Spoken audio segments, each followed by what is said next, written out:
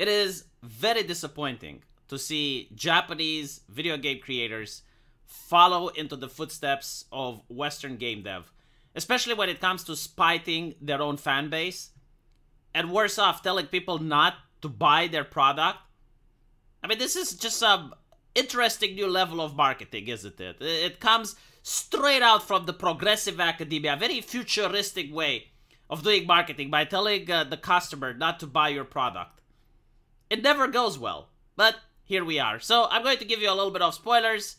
I do understand that some of you haven't played the game, but it's been out for a couple of months. If you haven't played it by now, you probably don't really care about the spoilers that much.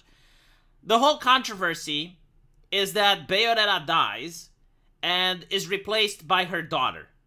Now, her daughter isn't as charming, doesn't have the same female energy like Bayonetta does, but there are people who like her. Like, she's not, I guess, incredibly unlikable. She's not like Rey from Star Wars or whatever, but like, she's not Bayonetta. That's the problem. In fact, the main issue is that you could skin swap her with Dante.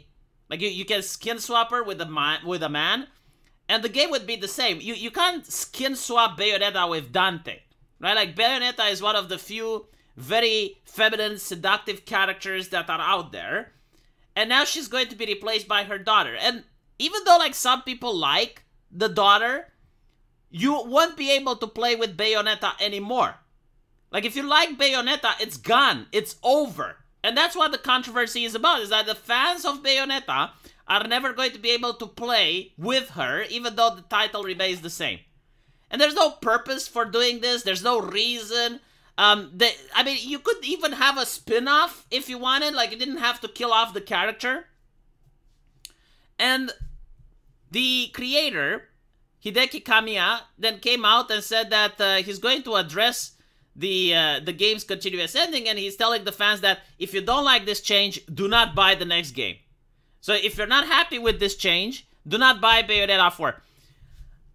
I remember the last time a Japanese creator was this fucking arrogant. It was with Devil May Cry, when they changed the main character, and then they did even like one of those cutscenes where a wig came on and it made him look like he's Dante, and the character just throws the wig in disgust and goes like, ah, never. Right, like just spiting the fans. That game didn't sell. I don't know why they think this is going to sell. Like, what are you trying to accomplish? Like, you're not going to get new people who haven't played Bayonetta 1, 2, and 3 all of a sudden get interested in Bayonetta 4. Maybe, you know, like a couple of people are going to be interested, but by now the IP is established to the point that most people know what it's about. So you're going to get the fans. But what you're doing is you're telling the fans not to buy it. So you would hope that so many more people would get on, like so many other people would start playing your game in order to make up for the fans that you're losing. And I don't think you can pull that off, to be honest. I genuinely don't. And again, the main problem that many people have with this is that if you're going to replace the main character, there already is a game for that. It's called Devil May Cry. Like, it already has a male protagonist. Why are you doing this with a chica that acts pretty much the same like Dante?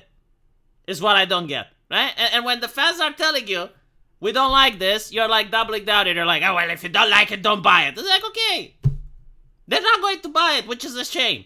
I guess we're going to have to wait for Bayonetta 5, because that's pretty much what happens in these cases.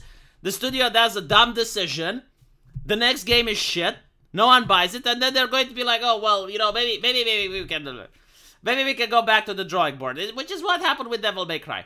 Let me know what you guys think, though. And as usual, I will see you in the comment section. Take care.